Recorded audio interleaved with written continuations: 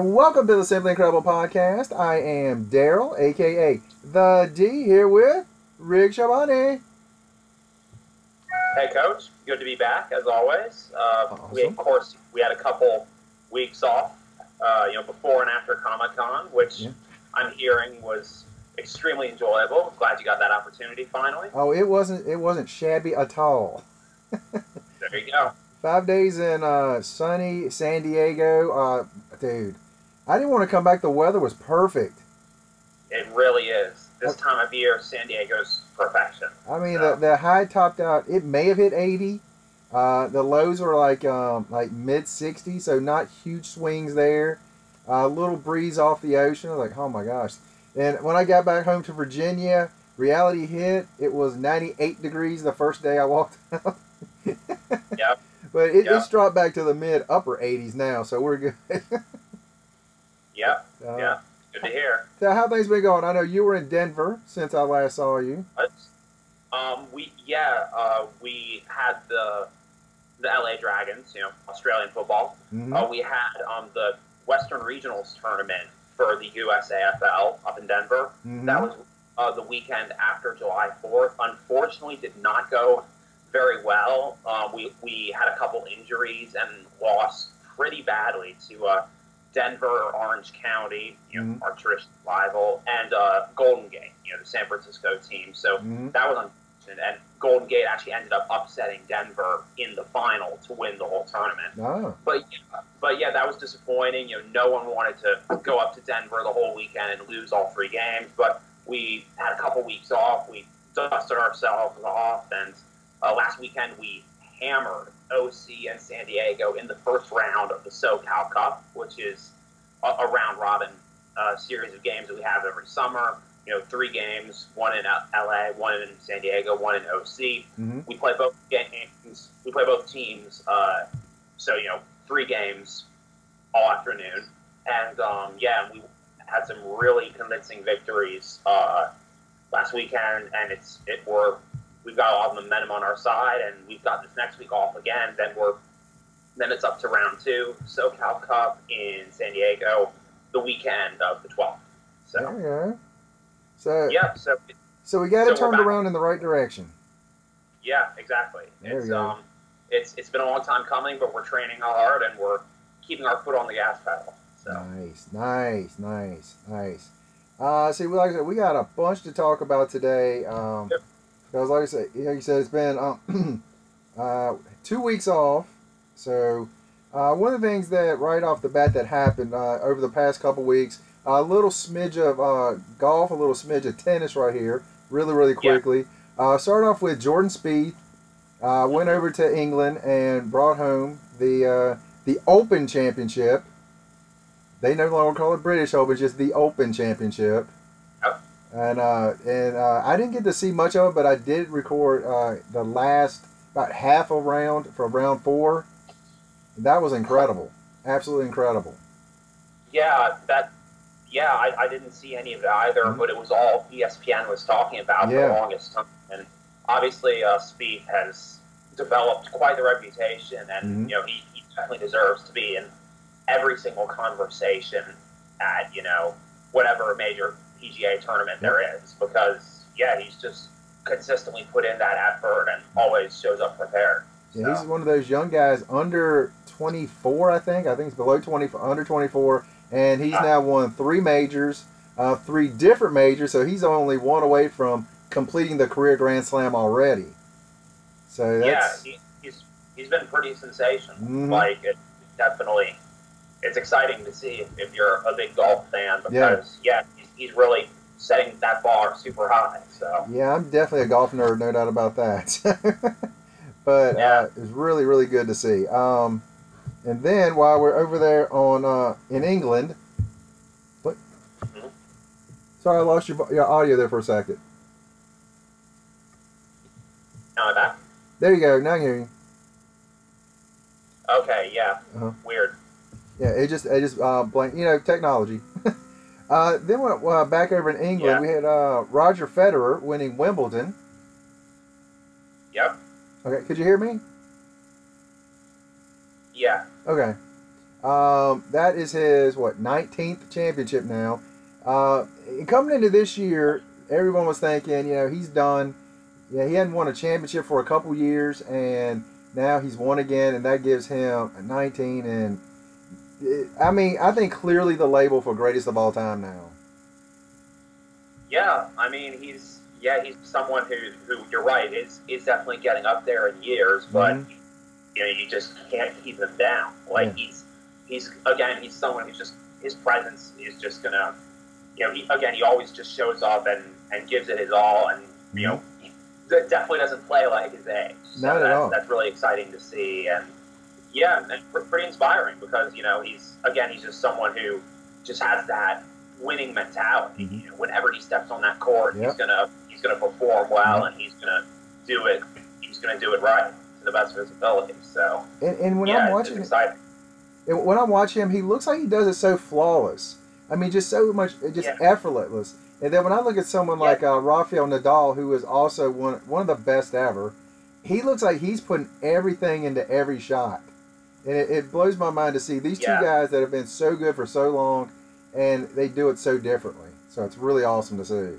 Yeah, I think that's part of what makes tennis so intriguing. You see so many players who are so focused and so intense. And when they're in that moment, they're going to dominate. But also, you've got guys like Federer who are cool as a cucumber, and they don't let the pressure phase them. So it's kind of funny, because just like golf, it's an individual sport, and how you prepare and how you execute is the biggest part of it. So I think that's kind of a unique flavor that tennis has, because it's all about being in that zone and knowing your own strengths to be able to have that confidence to back it up. So it's really cool to see. Yeah, on the women's side, Serena Williams, she was out. She's just had a baby, and so she might still be pregnant. I can't remember if she just had one or if she's still pregnant. But her sister Venus made it to the finals, so that was pretty awesome. And when you look at Serena, she is right now one of probably the best female ever to play the game. And then you have Federer, probably the best male to ever play the game. At the same time, pretty awesome time in tennis right now. Indeed. All right. So, I don't even know what the lady's name is that won, to tell you the honest truth. I know she had won one other major, and I cannot think of what her name was to save my life. Let's see. NASCAR, all I'm going to say about NASCAR is Kurt Busch won a race. Or, not Kyle. Kyle Busch won a race this week. And Dale Jr. still can't do anything, so there you go. Yeah. Dang it, Dale Jr. UFC, we'll talk about UFC for just a second, because we had a huge card this past weekend in Anaheim. We had Daniel Cormier against John Jones. Huge rivalry these two guys had, and I know tomorrow on our regular podcast, I know we'll definitely cover this, but just for a couple seconds, did you get to see any of this or no? I did. I knew obviously it was a kind of a big comeback for Jones. Yeah. I was out of the pub. I was out of the pub with some of the footy guys after our games on Saturday, and obviously it was pretty jam packed down there in Santa Monica because the fight was happening. So thankfully we were able to get seats, no problem. But everyone was there for the fight, and obviously it was something that it was pretty eagerly anticipated on all counts, and having Jones come back and do what he did was pretty impressive, to say the least. Now, I would say this. I was actually kind of going for Cormier, but I figured that Jones would win. But, I mean, the one thing I thought Cormier had a chance in is that Jones had been away for so long. But a third round finish, so I was like, that's pretty good, pretty impressive. And but the end of that match to me is what kind of really caught my attention when he called out Brock Lesnar. I was like, really? He's calling out the Beast incarnate Brock Lesnar. I thought that was hilarious. Hello? Sorry, your audio is breaking up a little bit. Yeah. Dang it.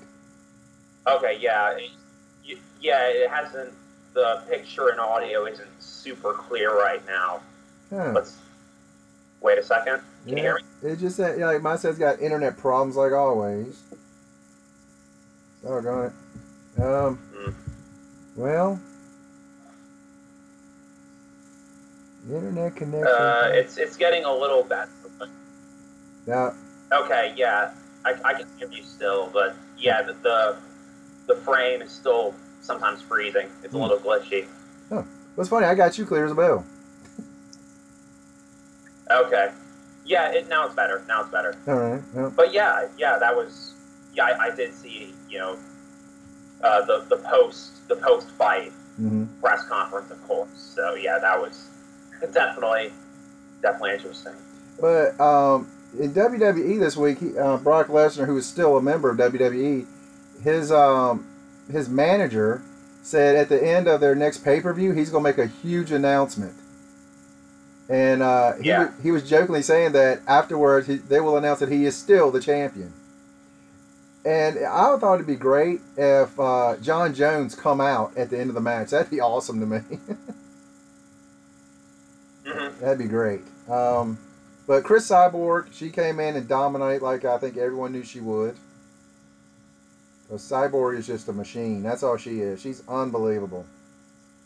Probably the best female of all time, too, in UFC. Forget Ronda Rousey. Yeah. Right. Are you still having problems with me?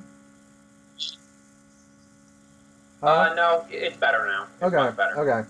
And then, speaking of Ronda Rousey, by the way, on ESPN, they have Battle of the Network Stars. She's now one of the coaches on that. Yeah. Okay. I was like, really? Battle of the Network Stars. The mighty have fallen.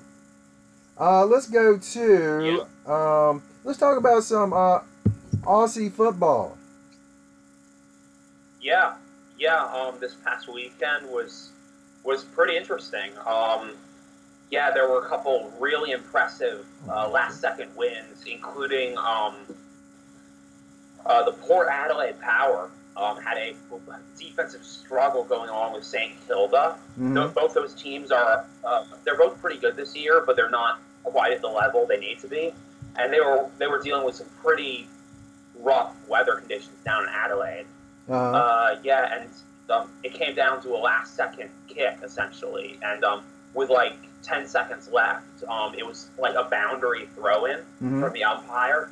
And Port Adelaide's ruckman, Paddy Ryder, he's this massive, he's probably 6'7", 6'8", Aboriginal Australian kid. And he taps it down. It goes directly into his teammate's hand, and he just runs in and kicks a goal from about 40 meters that ended up winning the game. So they escaped that one 63-61. And that was a really big one for Port Adelaide because they're playing Adelaide. They're crosstown rivals next weekend. And right now Adelaide is the best team in the competition, top of the ladder. So that's going to be really exciting to watch.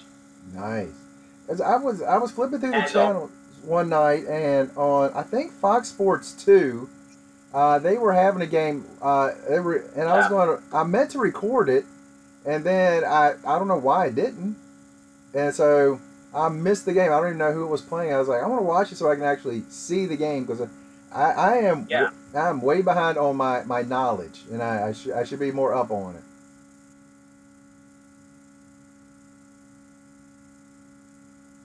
Hello? You there? I'm here. You can hear me now? Oh. Cut out for a couple seconds there. I don't know. Okay, yeah. Sorry, what were you saying? I was just saying that I did not get to see the game, so I totally missed it. And I want to actually be able to start watching some of these games, but the last few weeks have been just a whirlwind, and I just missed recording that game.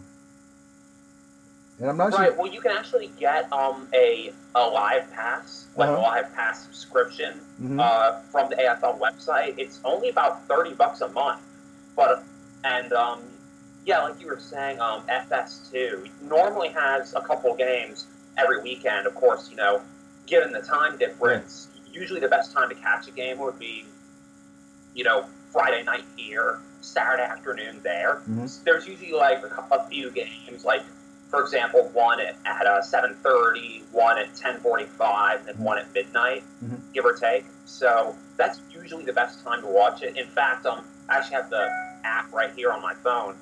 Let's see here, AFL app. This coming week is round 20, I believe, out of 23. So we're in the home stretch. Yeah, the home stretch, yeah. Let's see here. Yeah, Friday there's a game. There's Fremantle versus. Okay, excuse me. There's GWS, my team, versus Melbourne at 8:45. Carlton versus Essendon at 9:10, and Brisbane versus the Western Bulldogs at 11:35. Now so that's Pacific time. Yes. So for us on the East Coast, we got to add 3 hours because I think the game that I don't know how I thought I recorded, but somehow I didn't. But I want to say it started right around 11 or midnight Eastern time, something like that. Yeah, it can be a little tricky sometimes. Hey, Fish Tropic. Hold on 1 second, Rick. Fish Tropic. The problem we're having is not with going to Skype. I mean, they're going to YouTube. We're having a little issue with Skype. That's where our problem is. Just so you know, Fish. Okay, go ahead. It's perfect right now. Well, no, one of our guests, one of the people watching, he was saying that everything was clear for him. I'll just let him know it's the Skype, not the YouTube. Yeah. I kind of figured that's what was up. Yeah. But yeah, there have been some. There was some really exciting AFL games recently. There was another big upset down in Tasmania last weekend. Tasmania doesn't have a footy team, but there's a big supporter base down there. Specifically in the cities of Launceston and Hobart. And Hobart, they have like 3 neutral site games a year featuring North Melbourne. And then Launceston has a few, has the same setup with Hawthorn. And North Melbourne was playing Melbourne down there, and Melbourne was heavily favored, but North Melbourne's kind of been a thorn in their side. They've had their number for the better part of a decade. Like, Melbourne is one of the oldest clubs in the competition in the AFL, but they're really good this year, but they haven't made the finals, the postseason since 2006. So, this could be a big year for them. And they were heavily favored over North Melbourne, but they lost again for, I think it was the 18th time in a row. Oh, good gracious. It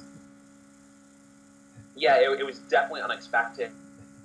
And North Melbourne ended up escaping by 4 points down in Tasmania. And again, the weather conditions were pretty rough down there. Some substantial winds down in Hobart. But yeah, I was very surprised they got that one done. That was certainly a point of pride for them in what has overall been a pretty rough season. That's awesome. Yeah. All right. What you have the standings? I do. Yeah. The standings. There have been a number of ties this year, including, which is really annoying. Like, some people were suggesting they should go the way of the NHL, like scrap the draw completely because it just messes with the standings. But yeah, I have the app right here. Right now, the ladder looks like this. Again, it's 18 teams, and the top 8 make the finals eventually. So we got the Adelaide Crows on top, 13-4-1. The Geelong Cats, they're 12-5-1. My Giants, the Greater Western Sydney Giants, 11-5-2. Richmond Tigers, 12-6. Port Adelaide Power, 11-7. Sydney Swans, 10-8. Melbourne Demons, 10-8, and the West Coast Eagles at 10-8. That's the top 8 right now. Then you've got the Western Bulldogs, who are the reigning champs, at 10-8, but they've been struggling this year. Essendon Bombers, 9-9. St Kilda, 9-9. Hawthorn Hawks, 8-9-1. The Collingwood Magpies, 7-10-1. The Magpies. Yeah, that's a good nickname. Distinctive Aussie bird right there. The Fremantle Dockers, 7-11. Gold Coast Suns, 6-12. North Melbourne Kangaroos, 5-13. The Carlton Blues, 5-13, and the Brisbane Lions, 4-14. So, 10-8 is the 8th seed, and 9th seed you got two teams tied, one game back. Yeah, there is so much parity this year in the AFL. No team has really dominated. Mm-hmm. There have been, of course, stretches of the year where Adelaide or Geelong or GWS have dominated. And generally, those three are considered the biggest threats right now. But it has been such a crazy season. And you say there's behind win, massive upsets. It's been completely unpredictable, and Aussies, as a culture, Aussies have a bit of a gambling problem with sports, way more so than the U.S. does. Oh. People are pretty furious about how up and down every team has been this year because it's completely ruining their bracket. So you say there's three games to go?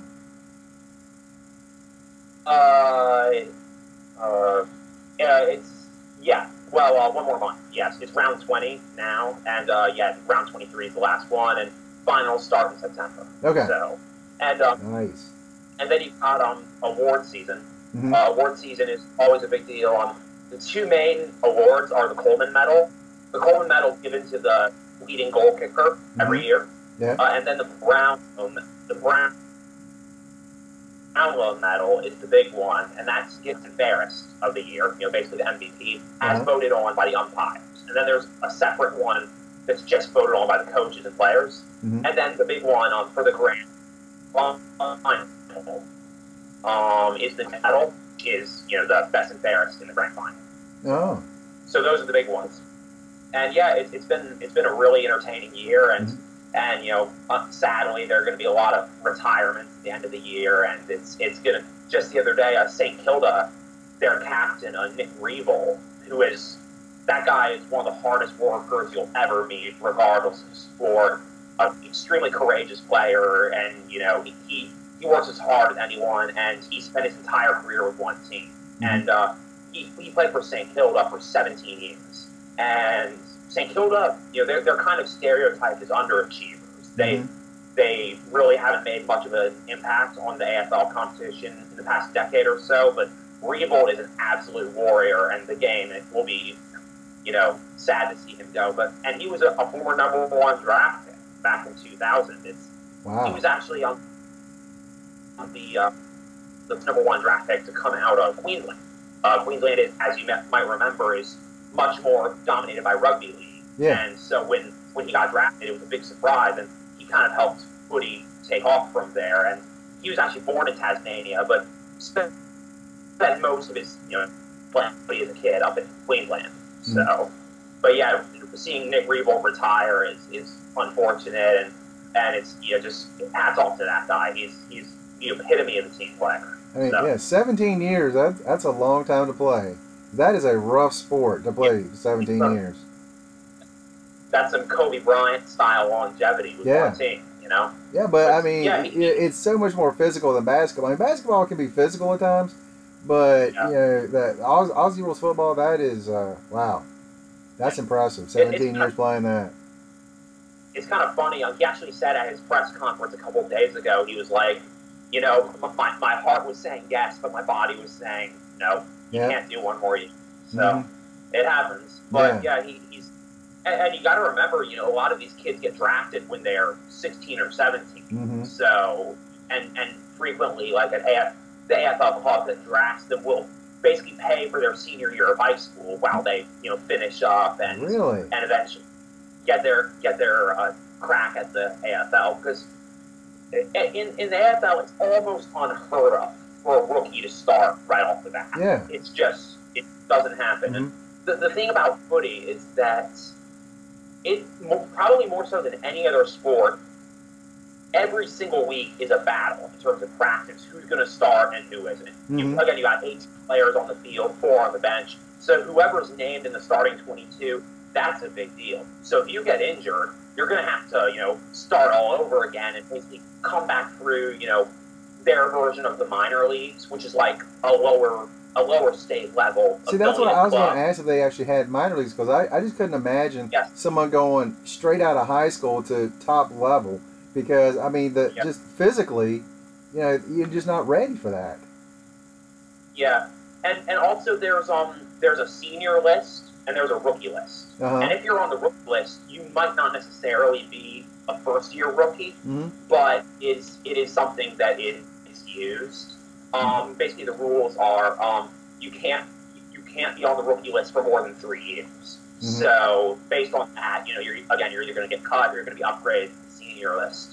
And and so every club has a state level team. Whether it's in Melbourne or Perth or Sydney, wherever, but they all have an affiliated club. Sometimes it's the same name as their club, just in a lower level. Other times it's just a local club that's affiliated with them. And yeah, again, if you get hurt, you're gonna have to come back through the state leagues and show you can do well there before getting a crack at another senior game in the AFL. So that really does put the onus on players.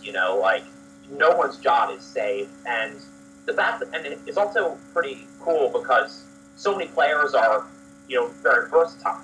Like the AFL has only recently diversified. Like even as recently as the early '80s, like you played one set position, nothing else. But there are a number of innovative coaches back in the day who started experimenting with, playing veteran players in different spots or, moving around young players and experimenting with them.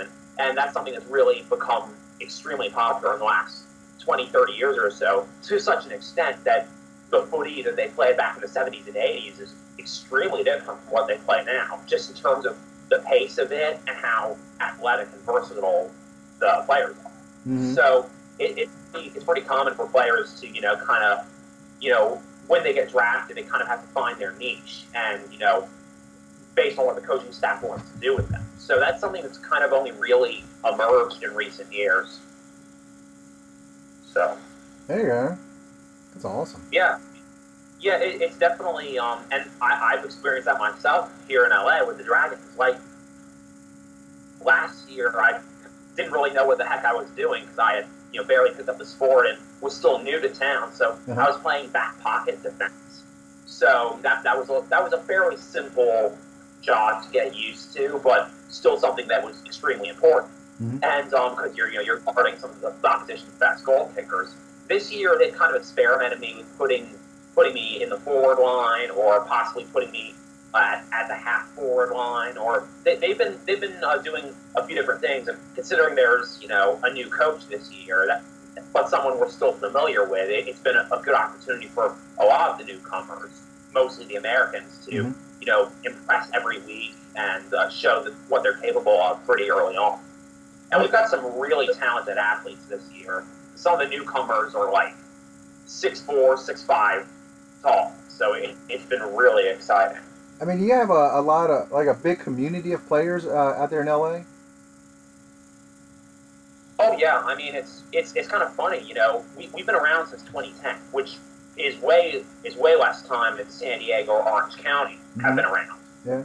So, we were the new kid on the block for a while there, but it's kind of funny that it took this long, considering there are approximately 40,000 Australian expatriates in Los Angeles. Really? So I did not know that. Yeah, a lot of them. Some of them work in film. I've met plenty of Aussies who work in film out here. Hell yes. Again, if you meet her, she's mine. She's not yours. She's mine. I got dibs. Yeah, she had a birthday the other day. Yes. I saw it on TV. But yeah, a lot of them work in like the finance or the IT sector, and usually either in downtown or in Santa Monica.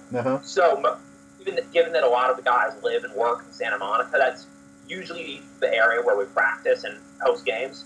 So yeah, it's been really cool to see that take off. And again, it was just kind of funny that it took this long, considering there's such a big Aussie community out here. So yeah. I don't know why I just would not have thought about that being a big community out there. That's awesome. Yeah, I mean, and I'm just thinking about Denver. Is like, I guess it must be pretty big there as well. Well, Denver's the winningest club in US AFL history. And yeah, they've won, I believe, 8 titles, and out of only 20 years of existence. That's impressive. Yeah. The league is celebrating its 20th anniversary this year, and yeah, and basically the USAFL guidelines, because it's an American version of an Aussie sport. Mm-hmm. Basically, every starting lineup, the 18 players, it has to be like half Americans, half Aussies, just to make it fair, basically. Uh-huh. So, but that's kind of caused problems in the past based on nationals versus non-nationals. Like that's what it instead of Americans and Aussies. Yeah, there was several years ago when the Dragons were still in their infancy. Our coach back then, who's still involved with the club, an Italian Australian guy named John Fragamenti. We call him Fraggers. Great guy, and he's still very involved with the club to this day. But yeah, he had to challenge the USAFL based on national versus non-national instead of American and Aussie, because we had this really talented player who was from Denmark originally, and he's lived in the States for many, many years. So he was going to be disqualified because he didn't qualify as American or Aussie. And Fraggers called up the USAFL. He's like, no, this is ridiculous. We just need to change it to national and non-national. There's no real reason to exclude this guy. Yeah. So basically what happened was, based on Fraggers' reasoning and his attempt to petition that, it got changed to national and non-national, which is great for us. And in addition to Freddie, the Danish guy, we have one guy from London and one guy from Paris this year. And the guy from Paris, he's actually a good buddy of mine, Julien Maillot. We call him Frenchie. And he actually plays American football at Santa Monica Community College. Uh-huh. And he's their punter, and he plays linebacker too. And yeah, he's got kind of an incredible story. Like he kind of always wanted to. He played a little bit of American football at an amateur level in France. And he always kind of wanted to go to school in the States. And so he moved over here at the age of 17, didn't speak a word of English, enrolled at Santa Monica College, and 2 years later he's playing football for them, and he's on set to graduate. So that's awesome. Pretty awesome. Yeah, I was hanging out with him a few weekends ago. He has this really nice apartment that he shares with. You just froze. And Sam also played American football briefly, and he was the one who invited Frenchie originally. But yeah, they're rooming together, and they have this really nice place down in Marina del Rey. So it was, but yeah, they've been two really important additions for us. Sam's in his third year, and Frenchie's a rookie, and I shared a hotel room with them in Denver. So that was a fun weekend. That's awesome. Experience. That's great. But yeah, it's awesome seeing, and that's the great thing about footy is like the Aussies are super encouraging to all of us because they know what a complex game it is to learn from scratch. Mm-hmm. And I was interviewing some of the guys for the new player biographies on the website. We're revamping the Dragons website, and one of the questions was, who's the teammate you most admire and why? And one of the Aussies said, hey, I just admire all the Americans for learning a completely new sport and clubbing. Mm-hmm. And yeah, they're definitely very helpful in terms of the mental aspect of it. Because at the end of the day, footy is all about, running hard, tackling hard, and making smart decisions with the football.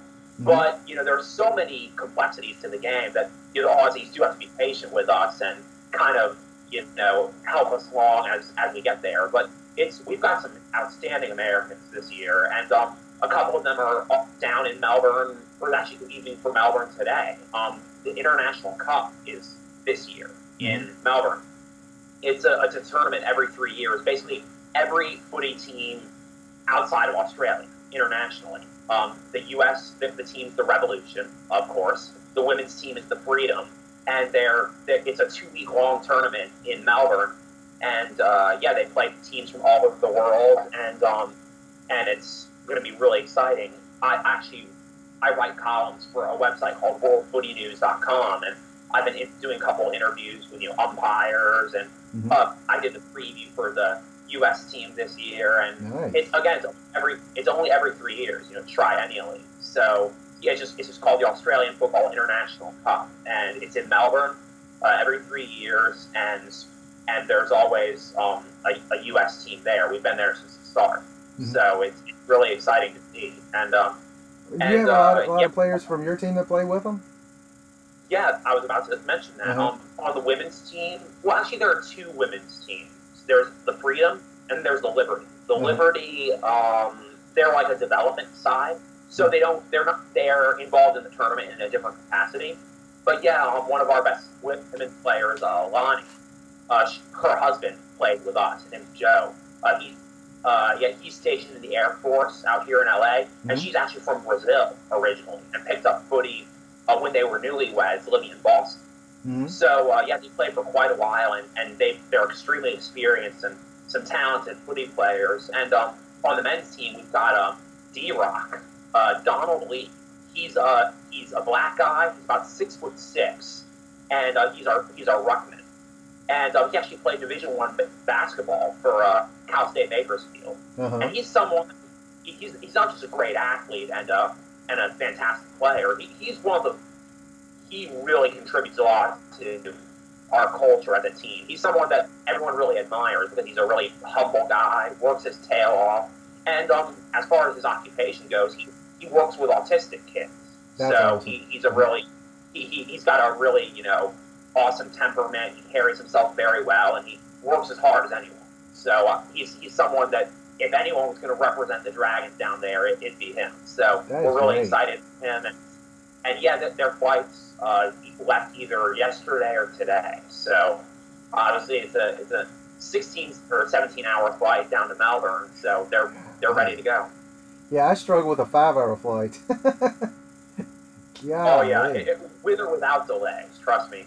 Actually, oh my God, I'm actually extremely tired right now. I'm running on 3 hours of sleep. Last night, my roommate and I were just chilling, watching some episodes of Breaking Bad, and a friend of ours from film school, gotta love that show. A friend of ours from film school was passing through. She was visiting some friends up in Alaska, in Fairbanks, Alaska, and she lives in El Paso, Texas. So on her way back, she had a layover at LAX, and it's 12:30 in the morning, and my roommate's like, "Hey, dude, is there any chance we could just run down there, have her, bring her back, have her crash on the couch, and then take her back in the morning?" I'm like, "Dude, it's 12:30 in the morning." And eventually it all worked out, but as a result, I'm running on 3-4 hours of sleep. So, but yeah, considering your flight delays, I'm preaching to the choir right here. Well, well, dude, I only had a 5-hour delay. I mean, golly, so that wasn't too bad. Yeah, she's coming from Fairbanks. She had a layover in Seattle for a couple hours, overnight layover in LAX, and now she's back in El Paso. It was quite an adventure.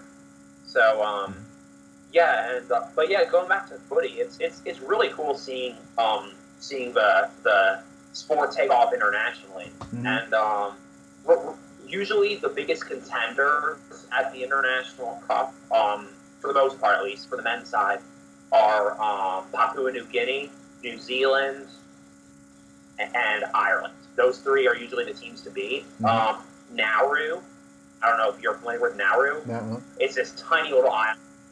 It's this tiny little island in the Pacific, but they love footy over there. They used to be after World War II, they were in Aussie's territory for a while, so they played footy quite a bit.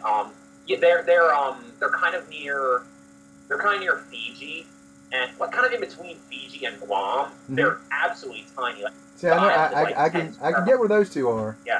So yeah. Well, the island is 10 square miles. It's one of the smallest countries in the world, but they love footy over there, and they're usually a dark horse. Wow. Right now, I think the dark horses are the U.S., Nauru, and possibly Canada. Believe it or not, there are a ton of Aussie expats up in Canada. It's one of the fastest. Aussie rules is one of the fastest growing sports in the country up there right now. In fact, several months ago, towards the beginning of the season, we actually had a special guest down at training, a guy who played in the AFL with Richmond for 10 years, a guy named Dan Jackson, terrific guy. And he knew a couple of our coaches back in Melbourne. But yeah, Dan Jackson, he played in the AFL for 10 years with Richmond, and now he's a development coach for footy up in Toronto. And he was saying how much the game is growing in Canada, and that they're really excited about the possibilities up there. Is it like certain cities that have a bigger community, or? Exactly. Like, basically, my opinion and the opinion of a lot of people regarding the growth of footy worldwide, mostly it's just a question of money, resources, and if there are enough Aussies to help the sport. Well, yeah, I was meaning like in Canada, was there like certain cities that had bigger communities? Because right off the bat, my first thought would have been Calgary. That would have been my first thought. With no knowledge of it. There's a team up. There's a team up there. There's a team in Vancouver, and there's a pretty fast growing league in the Toronto area. You know, Ottawa, Montreal, Toronto. You know, a bunch of different places in Ontario that are really taking off because, you know, that's the most densely populated area in Canada, and there are lots of Aussies who live and work up there. In fact, one of the more recent Aussies to join the club, he moved here last year around the same time I did. His name is James Drummond. We call him Drummond. He's from Melbourne. He's actually a St. Kilda supporter. He's from Melbourne, born and raised. And before he moved, he works white collar job in Santa Monica. But before he moved here, he lived 10 years in Malaysia. He worked in Malaysia, and he actually helped, together with a bunch of Aussies that he worked with, he helped start a footy club from scratch in Malaysia. So so coming here to the States, it was no big deal for him to catch on with a young footy club in the States, and he's a terrific player. So he's another guy who's he handles a lot of our social media for the club, and he also does some corporate sponsorship. So yeah, he's been a really big addition to the club, and actually took him. Again, he moved here last summer, and I took him to an American football game last year, and he had no idea what was happening. He had never seen an American football game, and so I had never explained American football from scratch. So we're just sitting in the stand, and he's like, "Okay, Rick, what's with the 1, 2, 3, 4?" I'm like, "Oh, that's a set of downs. Like it's a number of you have to score a touchdown." He's like, "Okay, how many points are a touchdown?" I'm like, "Oh, it's 6 points." And it was the funniest thing ever because I had to explain everything from scratch. But he had a really good time. So that's awesome. I'm glad he did it. So that is awesome. Oh, and for the record, I have like an Aussie vibe nickname now. There you go. Shabons or Shabon Bonds. Shabon Bonds. Yeah. That's awesome. Like at this point, I barely even answer to Rick anymore. I'm just like, "Hey, Shabon Bond, right here." So it's like, it's great. And, that's awesome. So you're officially a member of the team now. You got a nickname. Absolutely. So it's but it's been really cool. Like just seeing the new players, you know, adjust and having so much more talent on hand this year. And again, we've got a new coach this year. He played with the team last year. His name's JK, Justin Kenna. And last year we were kind of in an awkward situation because our coach, who was Braggers, who I mentioned previously, our coach he stepped down before the beginning of the season, just for a variety of reasons. He was transitioning to a new job, and his eldest son was heading off to college. A pretty transitional phase in his life. So he stepped down for the year, and we nominated this other guy who had played for us to be the coach for that season. But I mean, he was happy to do it briefly, but he really didn't want to do it for more than 1 year. It just wasn't in the cards. And in the end, his visa was about to expire, and also concurrently, as he was planning to move back to Melbourne, he was able to get custody of his kids back in Melbourne. So it all kind of fell into place for him, and we were happy for him. Yeah.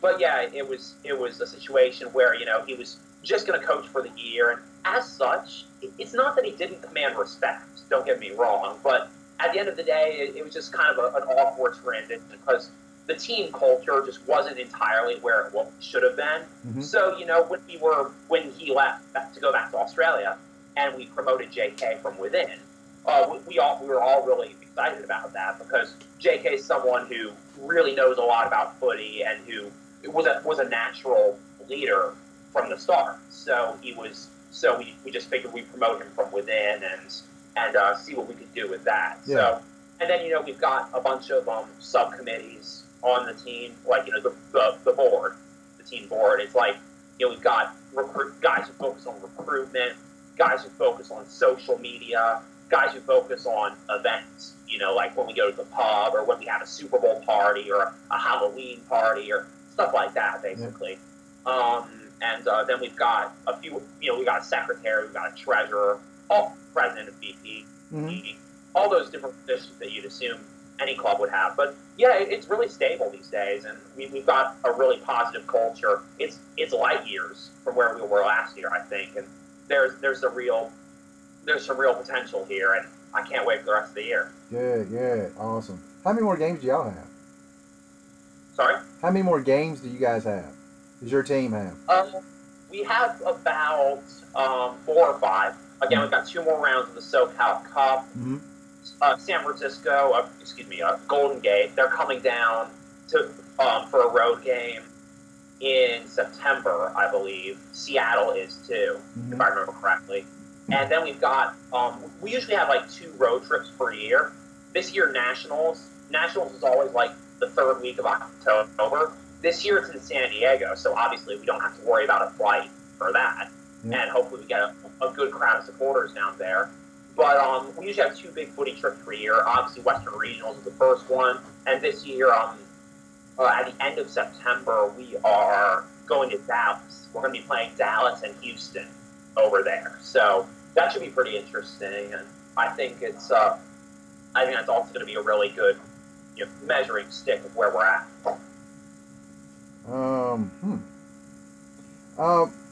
Let's see. Anything else on the Australian right now?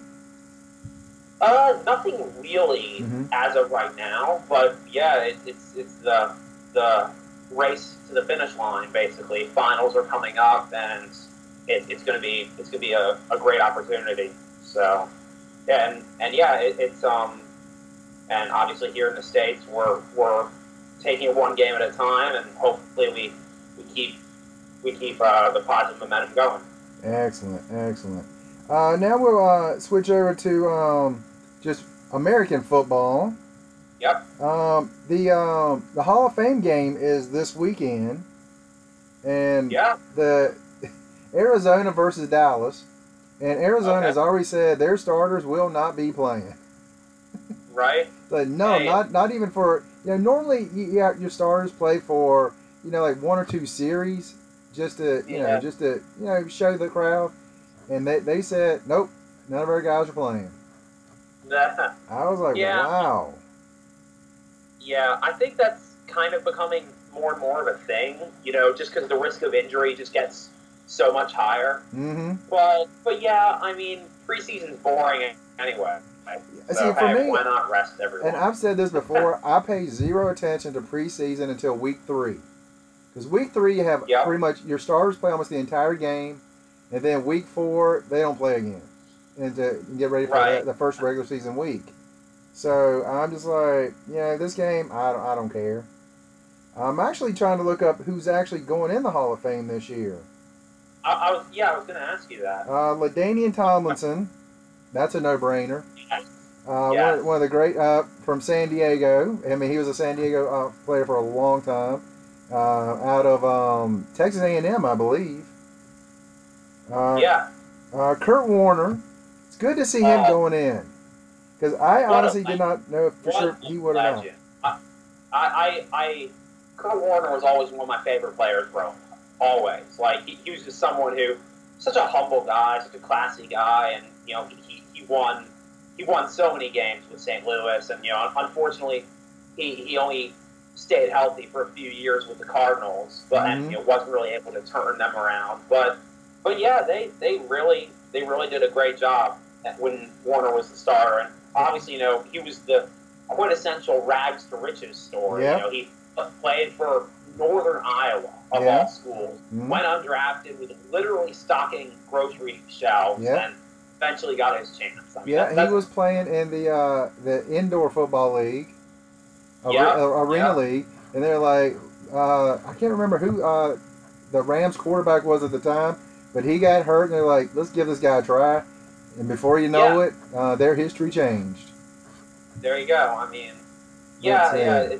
That was like when the Rams beat the Titans in, I want to say it was Super Bowl 34. Yeah. That was the first Super Bowl I ever watched from start to finish. Uh-huh. And that one, and I was going for the Titans, so I was kind of sad when they lost because they were on the 1 yard line. Yeah, they got stuffed. They had a reception, and he was like this far. Yeah, like, oh my God, so close. Crazy. But yeah, I mean that was an impressive year, and yeah, the Rams, it was just so crazy seeing Warner and a bunch of other players who were never that highly regarded form the greatest show on turf. Yeah, like it was incredible, and yeah, it was kind of inspiring to a lot of players who were just like, hey, you don't have to go to Miami, you don't have to go to Florida State, you don't have to go to USC in order to win a Super Bowl or get drafted high or whatever. Yeah, had Marshall Faulk out of Fresno State, I believe he was, or San Diego State. Yes, that's right. Yeah, and I love Marshall Faulk. It's good that he caught on as a commentator. I think he's still with NFL Network. Yeah, he was last year. I know he was last year. He's really good. Really good.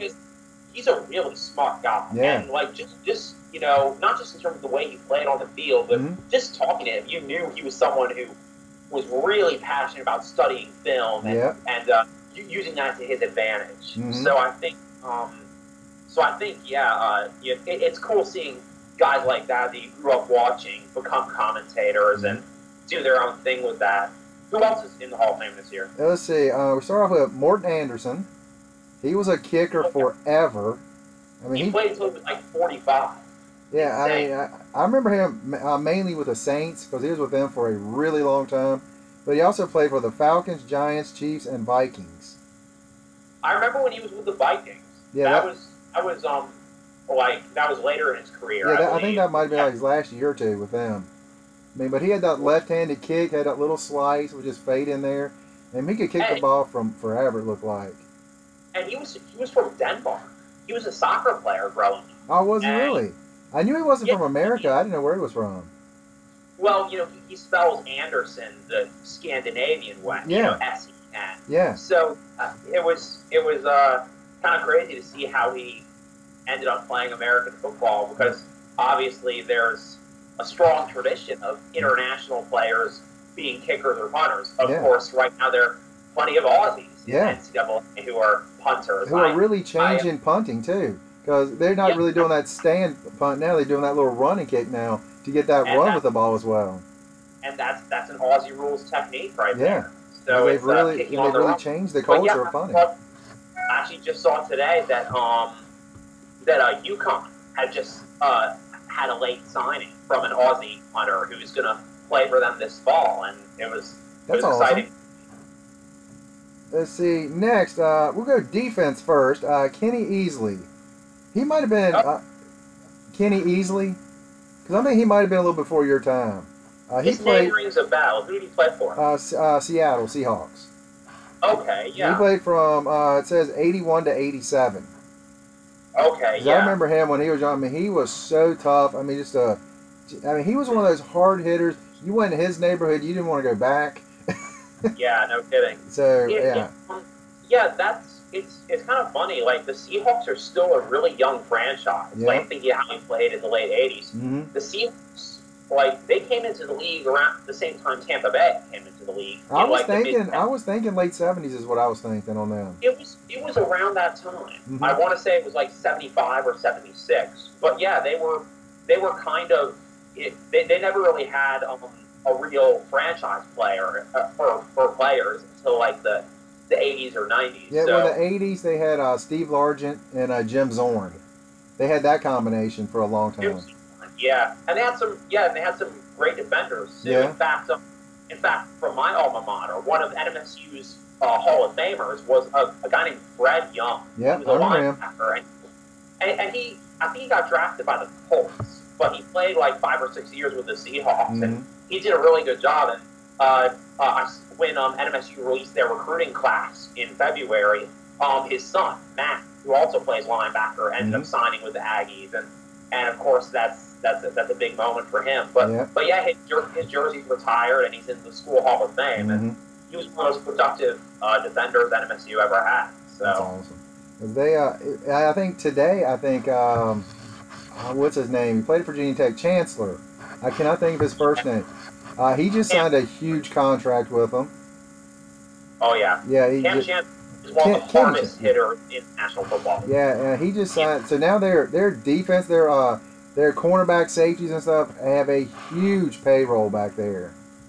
Yeah, there's been some controversy in the offseason. Like, some people are saying that Richard Sherman is really unhappy and he kind of wants to trade. But I saw an interview with him recently, and he's one of those guys that everyone either loves or hates. Yeah. Like, he's let's just say that Richard Sherman marches to the beat of his own drum. Well, I'll tell you this: whenever he's in a room, he is probably the smartest guy there. Oh yeah, like it's but yeah, he was kind of de-emphasizing, like, the media saying, oh, he's not getting along with Russell Wilson, he wants more money, et cetera, et cetera. He's like, that's been overblown. I have a good relationship with everyone. As far as the money goes, we'll cross that bridge when we come to it. And he's someone who I think a lot of people view him as kind of a prima donna, and he can be. But at the same time, I feel like he's someone who, when he's actually on the football field, he is all business. Yeah. Like, there is no, like, his mentality is always so strong and so determined. So even if you don't like him as a person, you can really appreciate the way he approaches it. Yeah, there's only one thing that he said that I totally disagree with. And when he was saying that NFL players should be getting paid as much as NBA players. Yeah. And the biggest reason is, now I would say is football clearly the biggest sport in America. You got 55 players playing 16 games. You have, in basketball, you have 12 to 13 players on a team playing 82 games. Yeah. Who's going to get up more money? I mean, it's pretty simple. It's completely apples and oranges. Yeah. And also, of course, it's all based on position. Yeah. At the risk of stating the obvious. I mean, you obviously can make the argument that the offensive line is way more important than the running back, because the running back can't go anywhere without the O-line. Yep. But I can guarantee that running back is making double of what the O-line is making. Yep. So, except for generally the left linemen, they're generally getting a little bit more, because most of the time you have the right-handed quarterback, so they got to guard his back. So Trent Williams from my Redskins. He's I think a 4-time Pro Bowler, and I think he's the highest paid left tackle in the league right now, because obviously you're protecting the QB's blind side, and you've got to be really quick on your feet. Yeah. For a guy, you've really got to be quick and agile. So that's a position that deservedly, basically gets the most glory out of the O-linemen. Yep. Although, you can make the case for centers too, because they're the ones making all the calls at the line of scrimmage. But and frequently I know this is true in college, the center is almost always the smartest guy on the team. Yep. In my 4 years at NMSU, I actually knew the center on the team. Really nice guy. he was a Nigerian American named Valerian Ume Izioke. And really cool guy. And he was one of the most likable guys you could meet. Like, basically, if you were a student athlete, you knew him. But he was a 4.0 biology student all 4 years. Yeah, so you always hear the O-linemen are always the smartest guys on the team. So I remember there was one guy, he was talking about, he was an offense, I think he was a center actually too, and he was like, when he retires, and this guy's tipping the scales at like 320, 330 pounds, he's like, I want to be a surgeon when I retire. I was like, how'd you feel you see this big, huge guy walking, he got to turn sideways to get through the door? He's like, hi, I'm your surgeon. Yeah. That's awesome. Let's see, who else in the Hall of Fame this year? I know you know this guy, Jason Taylor. Oh, yeah. From mainly known from the Dolphins, but also played for your Redskins.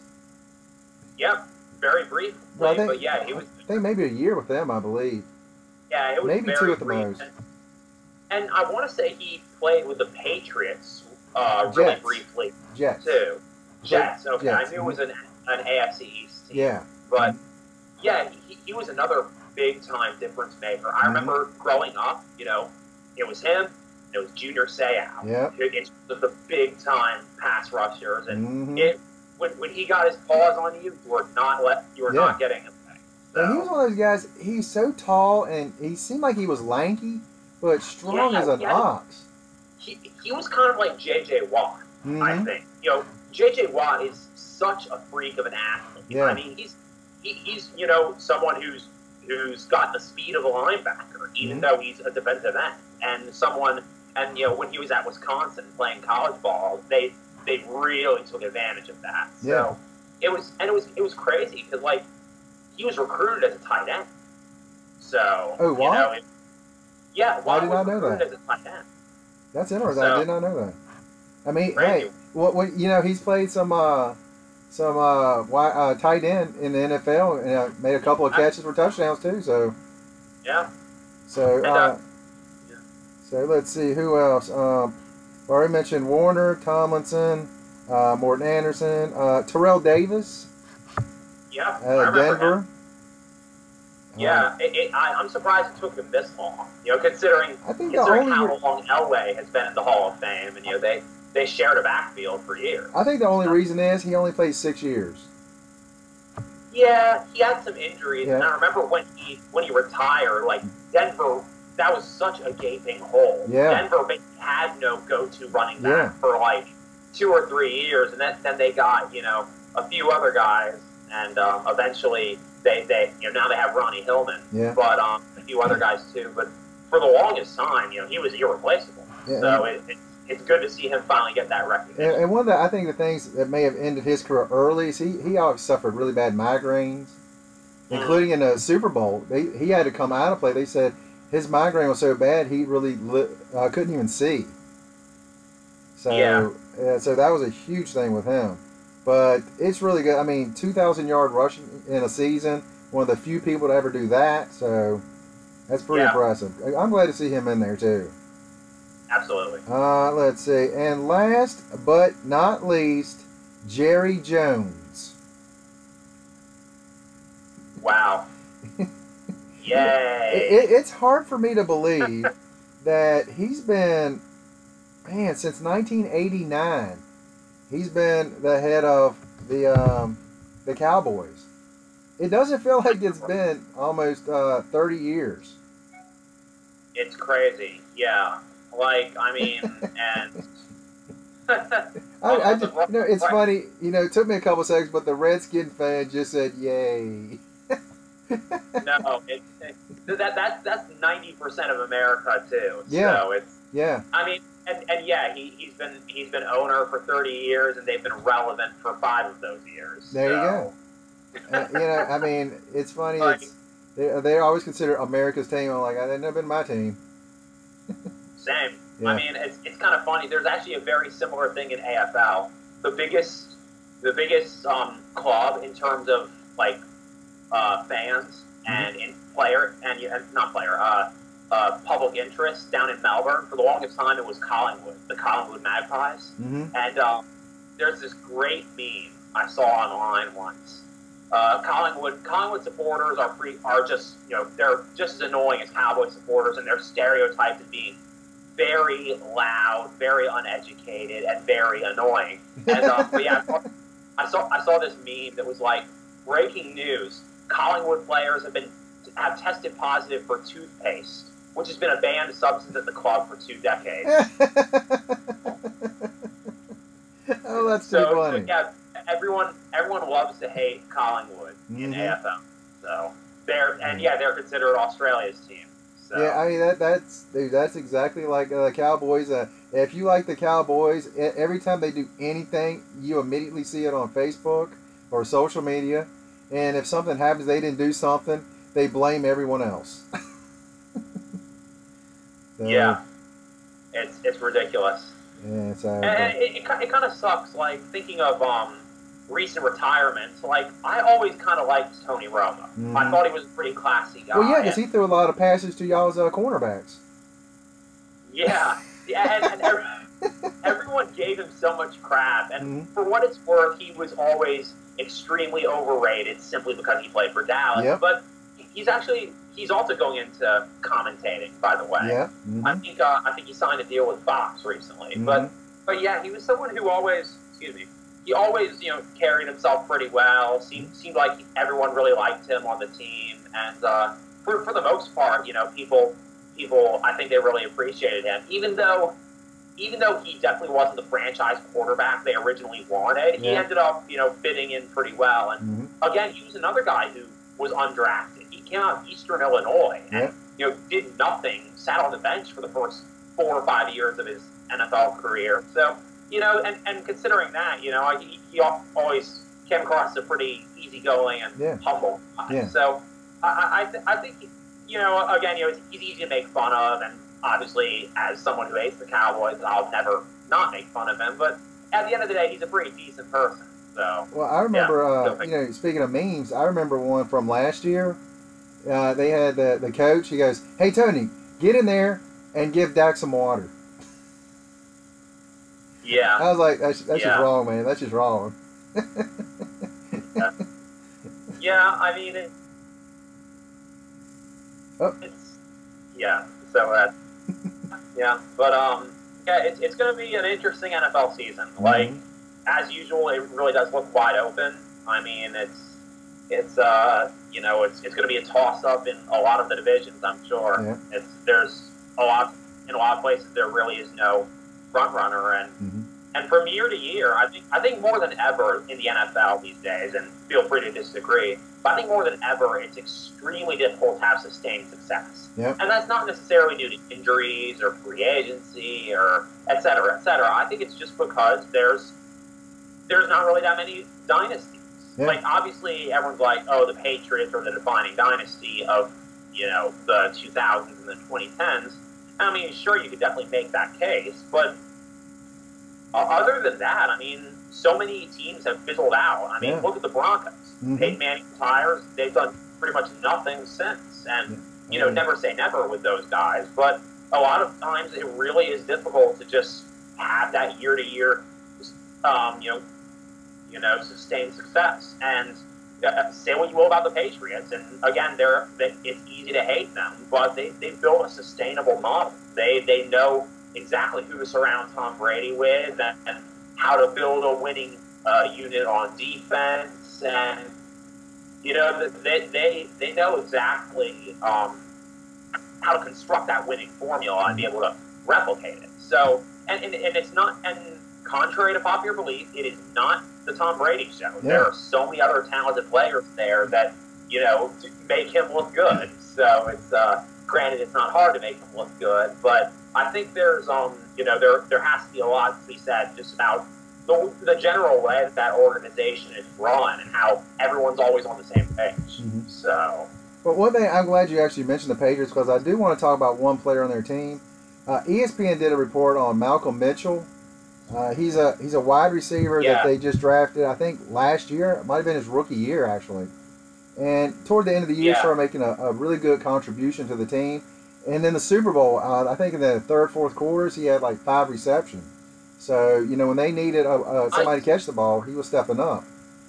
But one of the things they were talking about that. is... if I remember correctly, Mitchell came out of Georgia, I want to say. Yes. But I remember hearing about him even before the Super Bowl and that epic comeback they had. Because, he was someone that was kind of under everyone's radar and didn't really, he was someone, he'd had a good college career, but, when it came time for the NFL draft, he just got kind of overlooked. Yeah, he got, if I remember. Yeah, he was dropped down to the 4th round. Originally, Alabama, he was thinking about going to Alabama, but instead he wanted to stay closer to home in Georgia.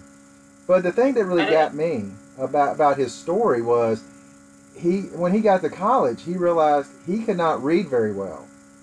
I mean, he could read, but just not real well. And he was like, he felt like he was falling behind. And he said, I felt dumb.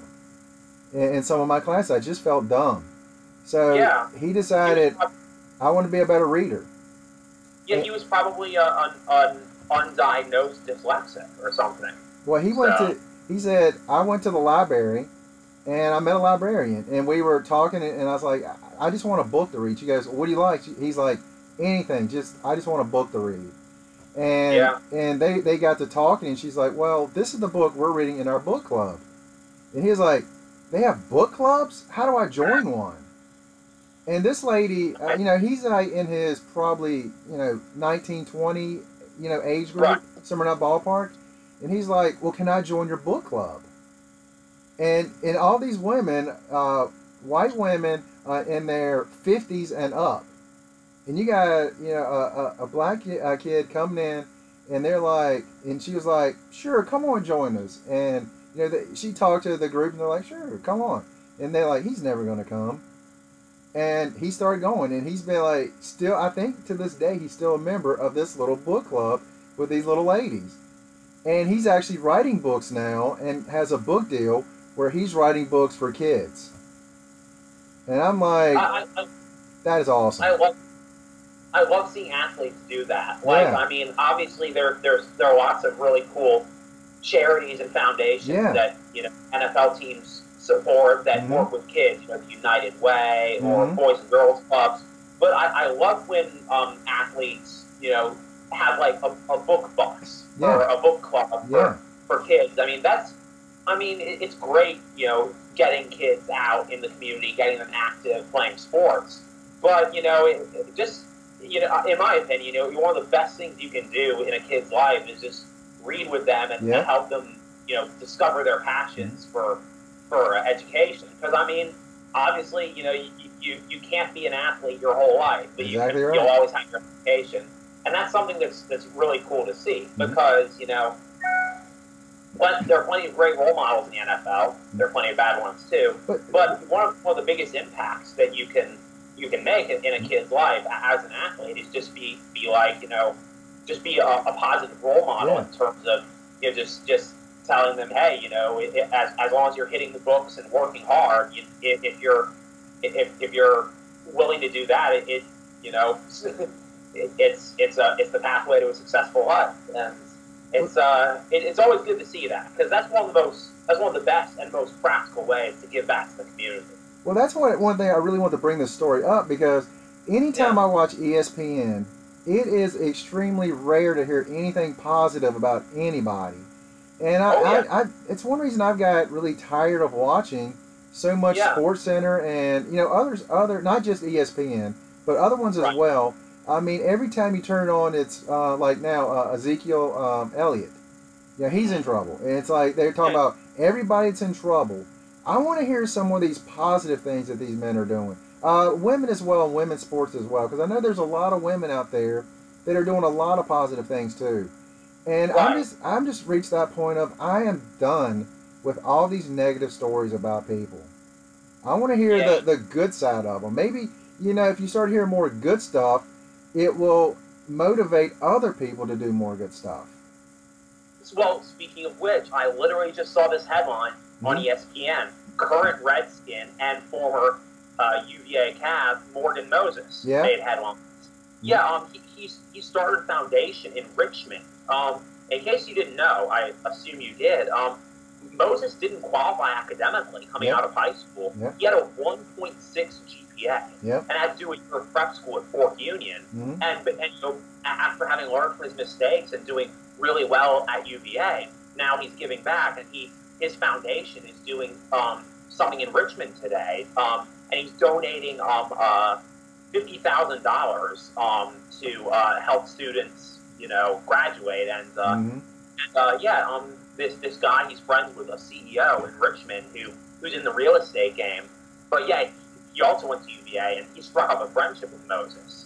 And he was just saying, hey, lots of kids aren't able to get that second chance that I had, but with stuff like this, it's a great way to make sure kids study and do well in school, and if they're great athletes, make sure they have something to fall back on, because you can be the greatest athlete in the world, but if you don't qualify academically, then you're not going anywhere. Exactly right.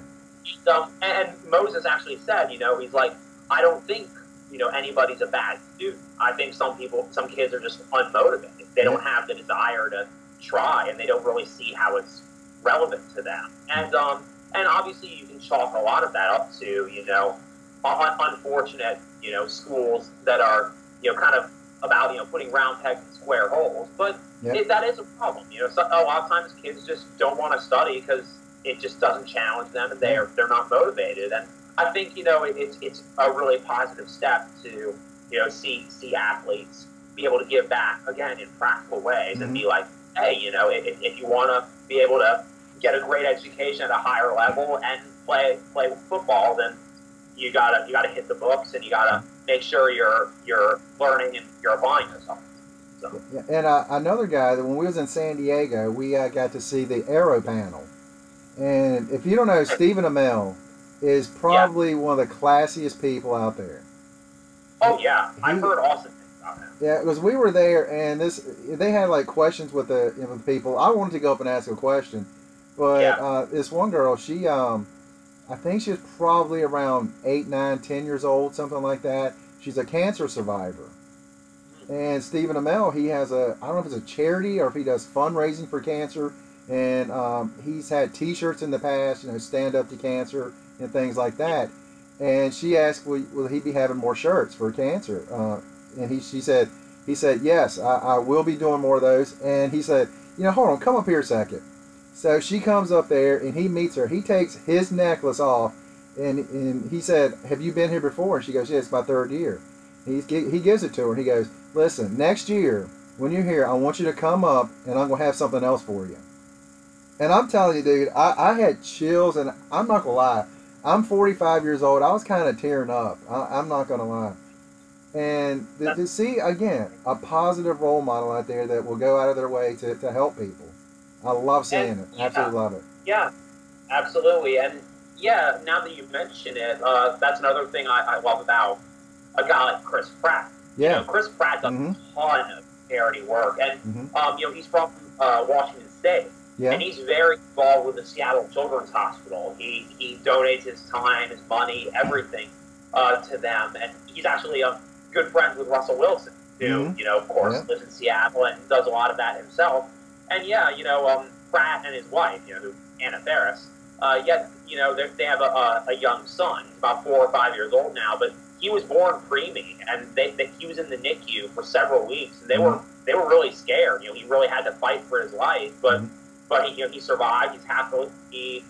He's happy and healthy now, and ever since then, Pratt has been very involved in just Make-A-Wish Foundation, kids hospitals. Even like right in the middle, like if he has a day off from filming, if he's working on something, he's willing and able to. Like I saw him post on Instagram.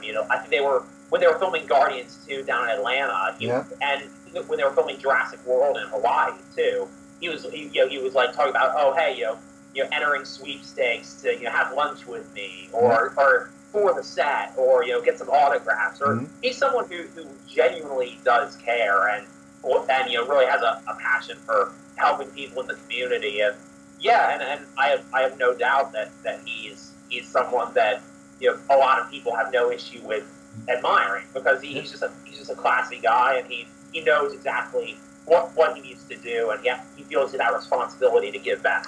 So that's really special. It's funny because I was just thinking of John Cena. He actually has the record for most Make-A-Wishes out there, and he does them not every week, but he does like hundreds of them. Yeah, I read about that recently too. Yeah, it's really it's cool. Just seeing people just be genuine and be able to just donate some of their time and be able to help someone, help brighten someone's day. So and especially with sports, obviously those are the 2 areas that people generally look up to the most in terms of like, movie stars or athletes. And it's good to see people take that responsibility seriously.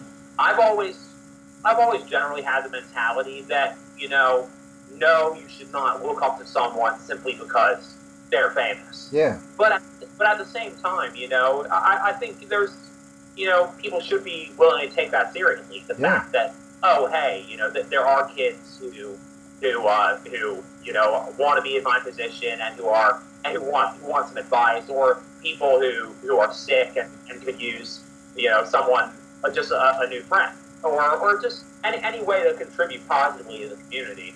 And I understand people don't want that responsibility. Yeah. And in some cases it is equally impressive for people to say, hey, I don't consider myself a role model, but Charles at Barkley. the same time, there is that you do have a certain level of responsibility to at least try to present yourself reasonably well and send a decent message. And if you don't want to, that's fine, as long as you're not consciously creating a bad example. Yeah, but at the same time, it is something that is valued, and I think that's important. And honestly, that was something that martial arts talked quite a bit about. Just obviously, and anyone can train hard, anyone can be a fighter, but it's about having the heart and the mentality of someone who who exhibits respect, who exhibits discipline, and it's about creating the whole package as opposed to just someone who can kick or punch. So that was a big lesson that I took personally from MMA growing up. Yeah, I didn't really start learning that until I really started MMA as well. And I was, let's see, how old was I when I started? Let's see, 2000, I was 28 when I started. Yeah, so I'm old now. But there's one other person I actually did just see. What's the guy's name playing Spider-Man? Oh, yeah. Tom something. Yeah, Tom. That guy. Yeah. But I just saw today, actually, they showed this kid, he's in the hospital, and this guy comes in dressed as Spider-Man, and this kid was like, "There's some guy dressed as Spider-Man," takes the mask off, and it's him. This kid started crying, was so excited. I was like, "Oh my gosh, that's so awesome!" And I saw Johnny Depp do that dressed as Captain Jack Sparrow.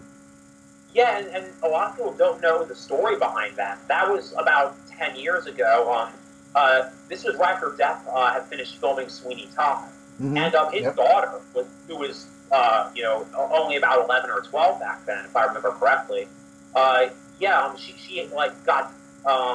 she got a really bad kidney infection or something like that, and had to be hospitalized for quite a while. I think it might have been like an E. coli thing. Oh. But she was hospitalized, and it did not look good for a while, but eventually she recovered, and as a way to say thank you, Depp visited, dressed in his Jack Sparrow outfit, spent some time with the kids. So obviously that's something that once something becomes personal to you, just like with Chris Pratt, once you see firsthand, how devastating it can potentially be when you've got a kid or a loved one who's sick, it makes all the more difference when, you can pay it forward and give back that way. Yeah. So. But I just wanted to bring that up with Malcolm Mitchell and some of these other celebrities and athletes that are really doing good things out there. Because, like I say, I don't want to dwell on all those people doing all these bad things because it's way too many of them. So I just wanted to do a shout out to a couple of those people doing that. But you got anything else for this week? I think we covered it. All right. See, next week NFL and started getting more into that. Baseball, we're getting. Let's see, the trade deadline just happened. I didn't really see too many big deals in that, but we'll start covering a little bit more of baseball, especially down the stretch. And college and NFL, they're getting ready to start getting ramped up, so we'll be talking a lot more about those as well. AFL, they're getting close to their playoffs and stuff, so we'll keep a track with that as well. Absolutely. All right. Anything else?